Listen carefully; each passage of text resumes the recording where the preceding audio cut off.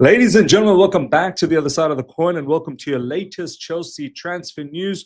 Lots popping off like every other day. Lots popping off, ladies and gentlemen. As you can see, finally, we've got some news in regards to Raheem Sterling, but not just Raheem Sterling. We've got continuous news in regards to Nicholas Jackson, Garnacho, Man United, what shenanigans are taking place there. We're going to keep you all updated about that. We've got news in regards to Xavi, I was going to say Xavi Alonso. No, not Xavi Alonso. Xavi Simons, ladies and gentlemen. What is the latest there? Apparently, he's opened up the doors. I was going to say opened up the legs. Bad thoughts. So yeah, plenty happening. So brace yourself, get yourself some food, maybe popcorn, some drinks, line it all up. This is going to be a very, very interesting video. As I said, many stories to go through. Chalobah as well is another one that we're going to talk about. But before all of that, ladies and gentlemen, if you've missed out on All You Can Eat Chelsea episode earlier today, do check that out. All the lads we got together again, bar Javon. Javon was meant to come, but he slept in. He was tired, which is fine. The time difference is mad. Check that episode out. It was a banger. It was an absolute banger. Lots of amazing conversations that took place. You guys are going to enjoy it a lot. It was earlier on today, UK time, 10 a.m. So do give that a watch. Now, before we get into Raheem Sterling news, I think where we really need to start is from the Nicholas Jackson situation. Now, lots been talked about. He wants to fight for his place. If Chelsea get a good offer, maybe he goes. Does he want to be second, third option? This, that, the other. Lots of conversation happening in regards to Nicholas Jackson. Now, I want to just keep you all well informed. Whatever I'm about to show you is all coming from the journalists, especially Fabrizio Romano. So don't be commenting, oh, Miz doesn't want him, or Miz is starting all of these rumors about Nicholas Jackson. Miz is starting nothing. I'm merely having a look at what the journalists are saying and then giving my opinions on it. So let's go. In regards to Nicholas Jackson, this was earlier on today. Sources revealed that in recent days, Man United have approached with the opportunity to proceed and start talks for Nicholas Jackson. Fabrizio Romano is saying this, that Man United have approached Chelsea and wanting to know if there's any opportunity. Chelsea have opened their doors to United. So, fact number one, Man United are interested. Whether we hear elsewhere that they don't have the money, they're not really going for it, whatever the case is, they're interested. They've inquired. And Chelsea have opened the doors. You want to inquire? Sure, no problems. What do you want to know? We'll let you know. So this is a fact. And I don't think it's too unbelievable. It's definitely believable that I feel Jackson is looking at the current scenario. And we're going to look at other news as well in regards to Jackson. And he's thinking, look, sure, I can stay and fight. Or if there's an opportunity to be an important player elsewhere, I'm not close to that opportunity either. So Man United see an option. They want another striker. They're not happy with Højlund there. Jackson is someone who has now 2 seasons of Premier League experience under his belt. He presses from the front. His link up is very good with other attackers. He's an absolute workhorse. You can understand why Ruben Amorim might be interested in a player like Nicholas Jackson. So that's fact number one. Number two, let's have a look. Coming from Fabrizio Romano again, Chelsea still maintain an interest in Alejandro Garnacho as an option in case Man United want to open a proper negotiation for Nicholas Jackson. Chelsea would be open to doing a type of swap deal. Generally, swap deals don't happen, but I think in this case, once again, Fabrizio Romano is reporting this, ladies and gentlemen, not Ms. Fabrizio Romano. And when you think about the situation, once again, it's not too far-fetched. Man United like Nicholas Jackson. They want to get a striker that works hard. Nicholas Jackson fits that bill. And Chelsea see Alejandro Garnacho as a market opportunity. Now, I know we are going out there and trying to secure Xavi Simons. I don't think Garnacho deal really bothers too much with Xavi Simons. If Jackson leaves, I think we could potentially get Xavi Simons and Garnacho. Because as I said, Chelsea Football Club look at Alejandro Garnacho as a market opportunity, not necessarily the greatest talent out there. You can get him for somewhat of a reasonable price, and down the track, probably sell him for more than what we are going to purchase him for. If we're purchasing for something around 35 million, let's just say for argument's sake, we can potentially down the line sell him for 50 million. Alejandro Garnacho is not my preference one bit. But this swap deal, there could be some legs to it. For Man United, Garnacho, I believe, would be pure profit. I think he's from their academy. Correct me if I'm wrong. It may not be. It could be pure profit, or they could make a decent amount of profit, because I don't think they bought him for extortionate amount of money. And from our sense as well, Nicholas Jackson is probably the right time to get rid of him now, because if we're not going to utilize him as a number one, being second or third option, it's only going to reduce his price from here on in. So Nicholas Jackson, if he can fetch about 65 million, let's just say for argument's sake, then by all means, I think this guy, Chelsea Football Club, will accept that bid, whether it's Man United, whether it's Aston Villa, whoever it is. So once again, this news is quite believable. Now, Alejandro Garnacho is open case, but I would keep an eye on Chelsea. Once again, Fabrizio Romano linking Garnacho to us. There is rumors about Garnacho potentially going to Aston Villa as well. He has recently wore Aston Villa's jersey with Rashford's name on it. So let's see. I still think there is a big chance this guy comes to Chelsea Football Club. And as I said recently, look, not my preference. I don't think he's that damn talented. I think he carries a lot of, problems outside of the pitch as well with his brother. But he's young. Man United as a club, they're not always the most well-run club. Lots of players have not done well, left and done well. Could Garnacho be that type of a player? Sancho has left Man United and he's done better at Chelsea. Ultimately didn't work out, but it's done better. The other factor is, can Enzo Fernandez be somewhat of a guidance to Alejandro Garnacho, being that Argentinian compatriot? Let's see. Now, this is the other side of the coin now. Once again, coming from Fabrizio Romano. Jackson's priority, stay and fight for place at Chelsea. If that's not possible, he'd be keen on a move to United. Now, this is another possibility. So you got possibility number one there. He may want to leave because he doesn't feel that important anymore. Possibility number two, Chelsea could get a good bid for Jackson and feel that Jackson's market is not going to get any better. Possibility number three is Jackson might want to stay and fight. And I've got no qualms about that. Absolutely got zero qualms about that. I've always said and I've always maintained there is certain skill set, like a good quality skill set about Nicholas Jackson. There are certain things that he does well, and then there are things that the less we talk about is better. So if he wants to stay, he wants to fight, and he looks at the competition, he sees Dilap and he thinks, do you know what? Why should I just let Dilap walk all over me?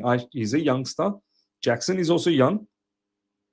And Jackson could look at Dilap and go, do you know what? I want to fight. I want to see if I can win the spot. And he should be looking at João Pedro as well, thinking, you know what? You've not scored more than 10 goals in the Premier League before. I want to fight. I want to compete. So I don't mind that. The only problem I have here is Enzo Maresca needs to be very transparent about the whole situation. Enzo Maresca needs to be able to say to Nicholas Jackson that, hey, you will get a fair chance. So fight. If you fight and do well in the training, you will be in contention to be picked. If Enzo Maresca feels that, no, I've got Dilap now and I've got João Pedro, Nicholas Jackson, your surplus requirements, then Jackson will need to leave. So if this is the case, Nicholas Jackson wants to fight, I've got no issues with it. But Enzo Maresca, please be as transparent as possible. So ladies and gentlemen, let me know your thoughts. Nicholas Jackson, does he stay? Does he go? Garnacho, don't just comment based on your, emotions or your feelings as a fan, which is fine. You can comment that way as well, but also say, what do you think logically best fits here for all parties involved? Comment below and let me know. Now, next up, ladies and gentlemen, Xavi Simons has completely opened the doors to Chelsea as his priority now. Club-to-club talks are set to start soon. Fantastic news. Look, the more I see this guy, the more Eunice actually did a fantastic job on Xavi Simons in All You Can Eat Chelsea episode. Do give that a watch. A lot of people were saying Eunice is probably Xavi Simons' agent. And straight after he delivered his speech, his monologue on Xavi Simons, he got a phone call. So I'm not really sure whether that was Xavi Simons or not, saying, thank you, my man, bigging me up in All You Can Eat Chelsea episode. So do give that a watch. But look, the more and more I see him, the more and more I feel like, you know what, he might not be a bad player. I think on the ball, we already knew the quality. Off the ball was where my issues were, but it looks like a lot of people are saying he works hard. He definitely works hard. He will track back. He will get stuck in, and he will bomb forward as well. Because in the Premier League, we don't have the luxury to be lazy. We just don't have. One player's lazy, the entire system falls apart. So look, let's see what happens. The player is keen. Apparently, personal terms agreement shouldn't be a problem. And I don't think it should. I think it should fit within a 150,000 wage structure. It's now between the clubs. If we can get a deal in between 50 to 60 million, I think that might be 60 million pounds that I'm talking about. I think there might be a deal there. And once again, that seems to be the benchmark these days for decent sort of players. Do you know what I mean? So Xavi Simons, watch this space. Hopefully this is the next player that we end up getting. And he seems keen on Chelsea Football Club. Chelsea are really pushing for Xavi Simons despite Arsenal interest. Arsenal, ladies and gentlemen, have got the here we go for Gyökeres. We'll do the video on that on my second channel. Do make sure you subscribe there. Ms. TV, Total Football. Make sure you're there. We're going to talk about Victor Gyökeres and you know, overall the transfers that Arsenal have done. Do they still have the money for Xavi Simons? I don't know. I don't think so. But then again, you can't really tell with these Premier League clubs anymore. Look at the kind of madness that Liverpool's doing. They're in for Rodrigo as well now, off the back of getting Ekitike. So maybe they are interested in Xavi Simons, but they have got themselves Madueke recently. So I don't think Xavi Simons is completely feasible. Well, he may be feasible for Arsenal, but I don't know if it makes complete sense. I think for us, definitely there is an opportunity. So I'm not too worried about Arsenal in here. I'm glad that Chelsea are really pushing for Xavi Simons. So let's see over the next few days what transpires. I think we're going to get a lot of movement of players that are leaving, and that's exactly what we're going to talk about now. An unnamed Champions League club are keen to sign Sterling. Chelsea will accept bid of 20 million. I think 20 million would be fantastic. I think we paid somewhere around 50 million for Raheem Sterling. What is it? 3 seasons down the track. This is probably the 4th one now. First, second, third he was at Arsenal. Yeah, this is the 4th one. So 20 million for Raheem Sterling would be fantastic if that's what we end up getting. He needs to be sold. No loan moves, none of this BS. The loan move to Arsenal last season was an absolute flop for all parties involved. Sold is what we want to see. We want to open up all of these loan moves for players that we want to develop and build their value. Raheem Sterling, there's no building value anymore. Unnamed Champions League side, you're wondering who it is? Well, here you go, ladies and gentlemen. Bayer Leverkusen are among the clubs monitoring Chelsea's Raheem Sterling. So they're the unnamed who are now named. He is attracting interest from a clutch of European sides. Sterling is not in Enzo Maresca's plans and can leave Stamford Bridge this summer. There you go. So coming from Sammy Mogbel, look, Bayer Leverkusen, you're losing a lot of players. Well, you have lost a lot of players. Get yourself Raheem Sterling. And I think Raheem Sterling in Bundesliga, he probably might do well, you know. He'll kill it. The amount of space that's available in the Bundesliga and the pace that Raheem Sterling still has. And, you know, he's got quality still. I still think he's got quality. I still have a little bit of soft spot for Raheem Sterling. He will do well, I feel like, and especially going to Bayer Leverkusen under Eric Ten Hag over there, he might end up doing well. So Bayer Leverkusen, please show us the money. 20 million for Raheem Sterling to Bayer Leverkusen. Bayer Leverkusen, you're loaded. Frimpong gone. Florian Wirtz gone. A few of the other players are gone as well. You're loaded. Give us a 20 million and let's move on. Next up, ladies and gentlemen, Chelsea are open to offers for Trevor Chalobah. This is because Fofana is seen as ahead of him, and the player himself might decide his future is better served elsewhere. Coming from Simon Johnson of the Athletic. Once again, I don't understand this. Wesley Fofana is ahead of Trevor Chalobah in theory. And I don't even think it's that much. Like Trevor Chalobah, I've always maintained he's a good defender. He's a quality defender. He's not maybe the utmost Chelsea standard, but he's slowly creeping up there. He's putting good performances. I've always said this. Wesley Fofana is a good defender in theory. He's never available. That's the problem with Wesley Fofana. He's barely available. 3 seasons now gone and he's barely done anything for Chelsea Football Club. How is Wesley Fofana ahead of Trevor Chalobah? How? Trevor Chalobah is not some numpty defender, man, honestly. But I think what's going on here is pure profit. Trevor Chalobah has a good market. If he's not part of the plans, then he wouldn't want to stick around at Chelsea. But what else does he need to do? Super Cup. Are we going to forget what he did under Thomas Tuchel in the Super Cup? World champion now. Are we going to forget what he did against PSG in the final? And all throughout the Club World Cup. This guy is a good player, man. He really is a good defender. And one I don't have any qualms about keeping, but to say he's not ahead of Wesley Fofana is mad. Wesley Fofana is always injured. So let's see. I think it's sad. Trevor Chalobah might look at this situation and feel, you know what, once again being disrespected by Chelsea. I think Chelsea are more interested about pure profit with Trevor Chalobah, unfortunately.